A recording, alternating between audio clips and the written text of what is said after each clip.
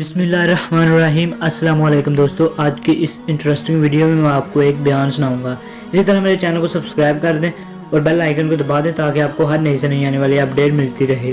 पीर मेहर अली शाह साहब फरमाते हैं कि एक बार हजरत जुनैद बगदादी रहमतुल्लाह किसी रास्ते से गुजर रहे थे कि अचानक इनके सामने एक कुत्ता आ खड़ा हुआ। देखते ही देखते हजरत जुनैद बगदादी रहमतुल्लाह अलैह इस कुत्ते के सामने हाथ बांध कर खड़े हो गए।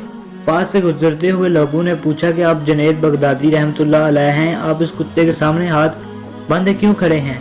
फरमाया, इस कुत्ते ने मुझसे ऐसा सवाल पूछ लिया जिसका मेरे पास कोई जवाब नहीं था, इसलिए मैं इसके सामने हाथ बांध कर खड़ा हूँ। लोगों ने पूछा, क्या सवाल किया था? जुनैद बगदादी ने कहा, इसने मुझसे पूछा कि ऐ जुनैद, तुझ में ऐसी क्या खूबी थी और मुझ में ऐसी क्या हामी थी कि खुदा ने तुझे इतना अजीम और मुझे एक कुत्ता बना दिया।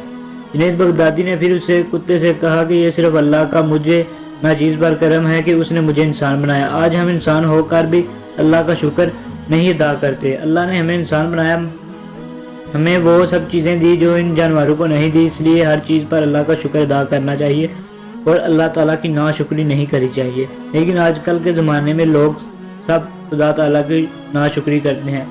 अगर कोई एक चीज़ मिल जाए तो इंसान उस पर खुश नहीं करता, दूसरे की आवाज़ करता, काश ये मेरी चीज़ पास हो।